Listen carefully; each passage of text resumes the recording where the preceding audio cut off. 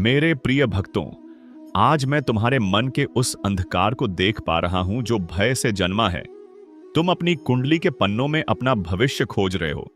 कोई मंगल की क्रूरता से डरा है, कोई पितृदोष के कारण अशांत है, तो कोई कालसर्प के साये में घुट रहा है। तुम दर दर भटक रहे हो, पत्थरों और उपायों में मुक्ति तलाश रहे हो। पर हे मानव, क्या तुमने कभी उस परम सत्ता के सामर्थ्य पर विचार किया है जिसके एक संकल्प मात्र से यह अनंत ब्रह्मांड रचा गया है? क्या तुम भूल गए कि ग्रहों की गति भी मेरे ही विधान का एक अंश है? इतिहास के पन्नों को पलटकर देखो। लंकाधिपति रावण ने अपनी तपस्या और शक्ति के मद में आकर नवग्रहों को भी बंदी बना लिया था। उसने शनिदेव को अपनी सभा की सीढ़ियों पर उल्टा लिटा रखा था ताकि हर आते जाते व्यक्ति का पैर उन पर पड़े। अब विचार करो, जो ग्रह एक अहंकारी रावण के वश में होकर विवश पड़े थे, क्या वे इतने शक्तिशाली हैं कि तुम्हारे जीवन का पूर्ण विनाश कर सकें? नहीं, ग्रहों की अपनी एक मर्यादा है। वे तो केवल सृष्टि की व्यवस्था चलाने वाले कर्मचारी हैं। जब मेरे प्रिय हनुमान लंका पहुंचे तो उन्होंने न केवल रावण का अहंकार तोड़ा, बल्कि शनिदेव को भी उस बंधन से मुक्त कराया। तब शनिदेव ने गदगद होकर वचन दिया था कि जो भी हनुमान की शरण में रहेगा उसे मेरी पीड़ा कभी विचलित नहीं कर पाएगी। तो फिर तुम क्यों कांपते हो? क्या तुम्हारा विश्वास हनुमान और मुझ पर इतना कमजोर है? तुम अक्सर मुझसे प्रश्न करते हो, हे माधव, यदि हम आपकी भक्ति करते हैं तो फिर हमारे जीवन में दुख क्यों आते हैं? क्या भक्ति दुखों को मिटाती नहीं? सत्य को गहराई से समझो। यह संसार कर्म प्रधान है। जो बीज तुमने बोया है उसका फल तो काटना ही होगा। इसे प्रारब्ध कहते हैं।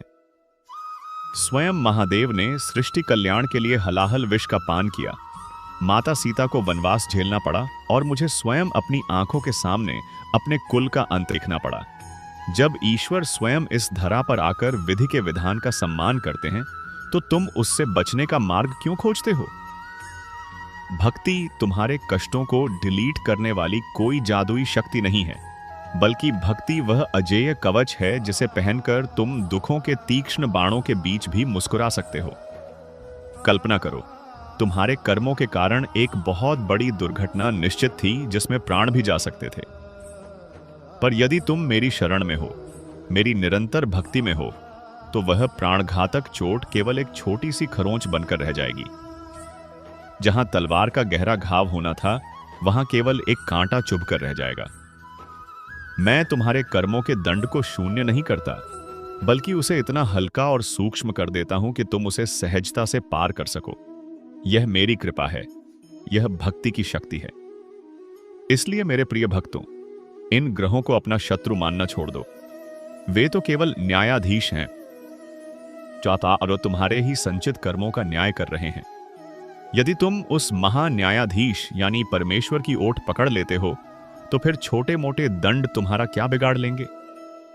जिसकी जीवन नया का खिवैया मैं स्वयं हूं, उसे संसार का कोई भी तूफान डुबो नहीं सकता। ग्रहों की चाल बदलती रहेगी, पर मेरा आशीर्वाद सदैव स्थिर रहेगा। यंत्रों, तंत्रों और डराने वाले आडंबरों के जाल से बाहर निकलो। केवल भाव और प्रेम को प्रधानता दो।